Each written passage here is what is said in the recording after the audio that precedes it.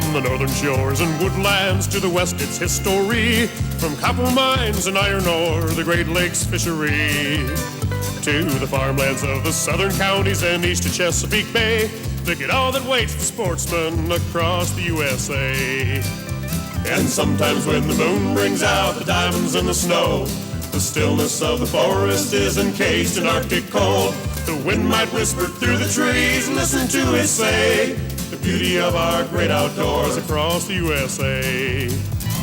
Hi there, come on in. If you live in an area of the country where ringneck pheasants are sparse, and well, I have in Michigan for a number of years, I have some great news, at least in the pocket we got into on opening day. Holy cow, did we get into the birds. 5 of us got 9 roosters before 10 o'clock. Why, that's almost unheard of. The best in 10 years. This and a lot more coming your way, so stay tuned. I'm Fred Trost. It's time for the Outdoor Digest. Well, shooting hours are open, but we can't see the birds yet. A little too dark. Yeah, it is. Well, that's all right. It gives us a little more opportunity to maybe listen to them a little longer, see if we can hear a cackle or two. What do you make of the conditions? We had snow and rain yesterday. Am I glad the opening day wasn't the 19th? But it stopped now. Yeah, it did. The one thing I was concerned with before we got out here and actually saw the cover was that what snow usually does is take the cover down and will change the pattern of the birds where they might have been roosting the night before, because we want to catch them this morning on their roost beds. But apparently by looking at the cover, it's still pretty dark out, it doesn't look like that happened, so that we can go on with our game plan. When we did our pre-opening day scouting, they were sitting in a nice sleek grass roosting spots in the morning, and maybe this morning they're going to be in this little bit heavier cover, so we might have to try that first. Now, a week ago when you scouted, at this time of morning, you heard cackles? Yes, they were ringing, but the difference might have been 65 degrees and clear, and the weather had been great for 3-4 days in a row, more like a spring day. Now we're down in the 30s. Now we're down in the 30s, had snow the day before, and the roosters look like they're going to be sitting tight, so probably better for the dogs anyway. Yeah, it'll be good for the dogs, good for us.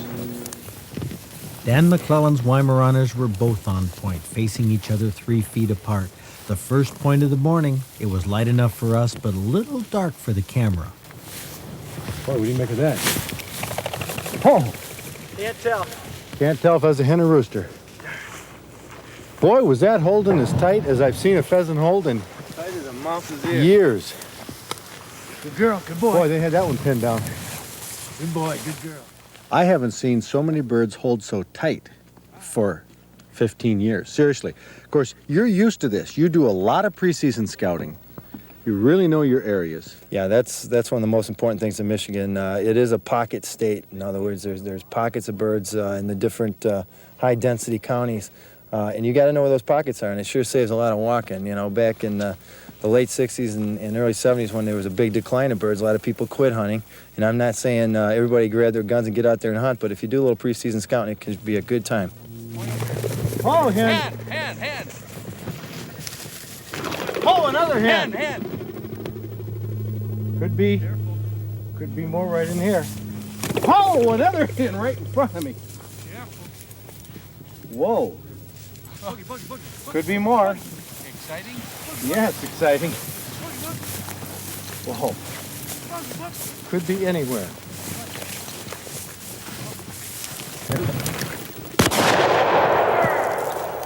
Well, I got that simultaneously. Good girl, Mo. Good girl, Mo. Good girl. There we go. Mo, come. Mo, come. Good girl, Mo. Heel. Good girl. Thank you. Out.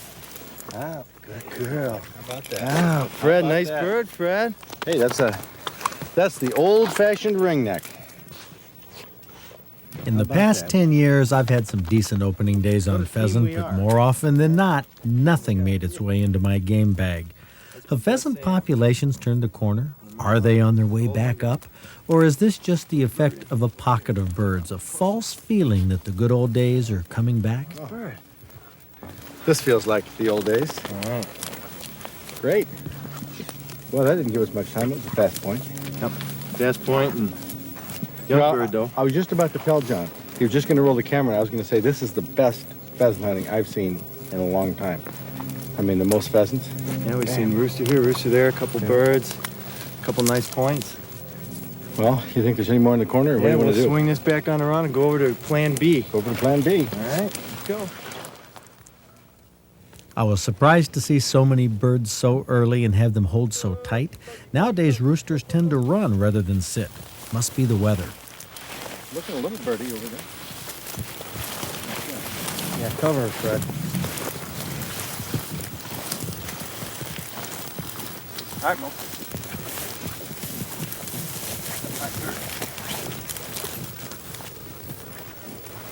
Oh, there's a rooster. Dead bird. That was not my bird. Look. Nice shooting, Fred. Yeah. If it wasn't for you, Dan, Dead bird. we'd have a rooster Good down girl, on Mo. this one. Good girl. Look, come. Look, come. Look. Good girl. Look, come. Yeah, you. Out. Out. Terrific. Terrific. We'll put this one in your game bag. All right. Sounds good. Where is your game bag? Uh-oh. Huh? I had that same excuse you this year. had that problem last year. Okay. I'll carry the birds. You shoot them, I'll carry them. All right. Good deal. Uh-huh. All right. Nice bird, Fred. It's a sign of a veteran pheasant hunter who likes to be light on his feet and have somebody else carry the birds. Darn girl, Mo. I ended up carrying 4 roosters in my game bag. The dogs performed well, we shot well, and by 10 a.m., 9 roosters were taken by the 5 of us. So now what have we left, though, for tomorrow and the rest of the season? We know that there's 9 birds less. We didn't even put a dent in the population. No, I just heard one crow. I just heard one cackle. We just back heard over one there. cackle. We left over on this side. There was at least 2 more cackling and 2 more Bob had seen just on the other side of the road. There's a lot of roosters left. There'll be good hunting in the future. Have you ever found better hunting after the season opens, 2nd, 3rd, 5th day, than opening day, or was this the tops? Well, I think I found more gratifying hunting. You know, there's something special. It's nice to be in a group and camaraderie, and it's also nice every once in a while to get out with your own dog and do an afternoon hunt and maybe take one bird home, put it on the dinner table. That's something special, you know. And that's what the rest of the season will And be. that's what the rest of the season's all about. Hunting rooster pheasants doesn't affect spring nesting success Good girl, Mo. because there are always more than enough roosters to mate with the hens. That's wildlife management at work. How about that? Wow, Fred, nice bird, Fred.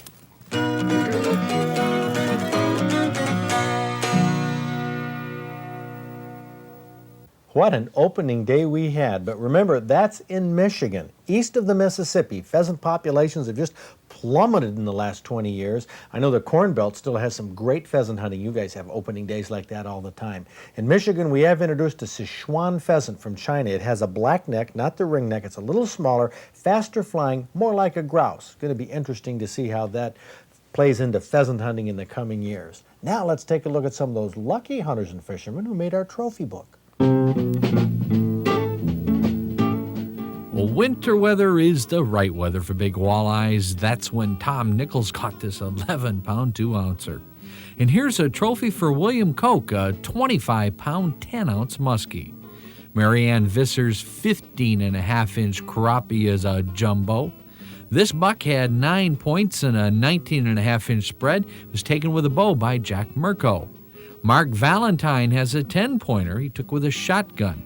And look at Linda Harden's buck, a 12-pointer that had a 17.5-inch spread. Joe Hughes caught a dandy Menominee whitefish. So how big is a dandy Menominee? 2 pounds, 2 ounces. You catch a lot of Menominee? A lot of them, yes. What for? Basically for the fun of catching them and eating. They're real good eating. How do you prepare them? You smoke them? Or? You can smoke them. They're excellent smoked. You can fry them. I've never tried them broiled or like that, but they're excellent fish. What happens on a pier when there's a lot of other guys fishing and you bring one in that's 2 pounds, 2 ounces? Nothing? Not much. You just... I mean, do people come and look at it and say, wow, is that a big one? No, they ask, what is that? And it's a Menominee. You're absolutely right, Joe Hughes. It is a menominee, and it's big enough to make you, sir, our Outdoor Digest Trophy Angler of the Week.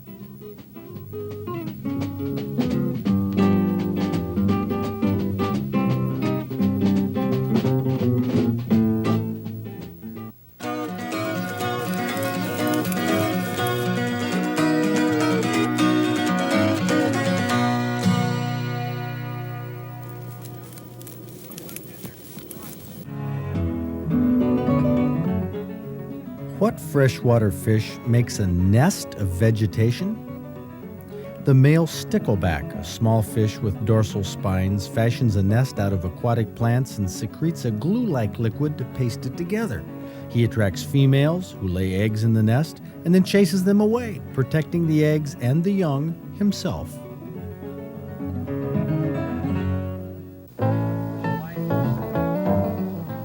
The Smokey the Bear mentality of preventing forest fires does not always jibe with good wildlife management practices.